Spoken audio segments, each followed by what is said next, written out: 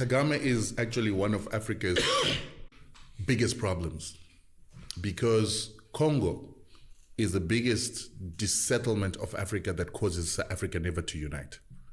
And Kagame is the reason why we've got the Congolese struggle. The DRC, my basic understanding is that it's the wealthiest country in Africa, on the continent from a in the mineral world perspective. In the world, yeah. It's the wealthiest country in the world from a natural resources perspective. 100%. And you're saying Paul Kagame has a part to play in that? Yeah, people don't understand that we always hear about the Rwandan genocide. The Rwandan genocide was started by Paul Kagame.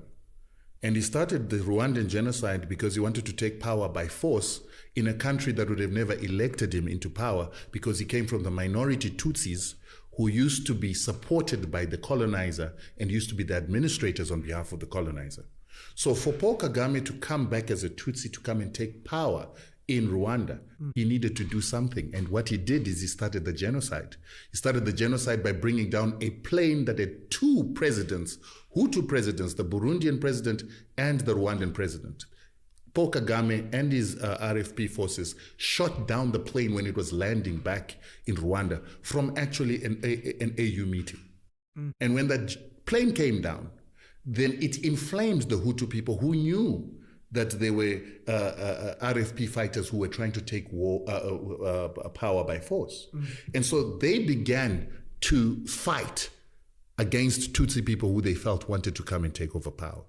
While they were doing that, Paul Kagame himself sent his forces to murder his own Tutsi people on a whole-scale level to make it look like a genocide, so that he could then have his forces come into Rwanda and take over power militarily under the guise of stopping a genocide against Tutsis. These are all things that are factual. Well documented. Jeez. It is actually something that the International Court of Justice wanted to persecute him for, and then the Americans covered up for him and the French covered up for him so that it wouldn't come out. But Paul Kagame came into power by murdering his own people.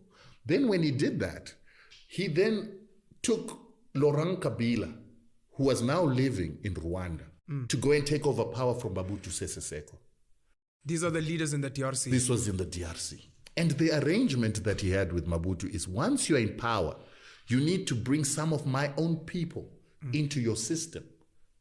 And the reason why he wanted to bring his own people into the system is that the Tutsis see themselves as a superior people to Bantus. And so they want to reinstitute something called the Mapororo Tutsi Empire that is going to rule over Central Africa and the Great Lakes. Because if you look where they came from in Uganda, Museveni is Tutsi. And he is the one who trained, together with people like Paul Kagame, in Tanzania, together with our liberation fighters. And when they came from those liberation camps, then Museveni went and took power from Obote, and then he put people like Kagame and the Hutus and the Tutsis into his army and intelligence. They then started murdering non-Tutsis who wanted power in Uganda, because they were majorities. And that's how Museveni becomes the president of Uganda as a Tutsi, and then he begins to assist Kagame together with the Europeans, the Americans, to then create a force that is going to take power in Rwanda. And then they must take power in Rwanda, instill a Tutsi in Burundi, and instill a Tutsi in Congo. So when they then succeeded in getting what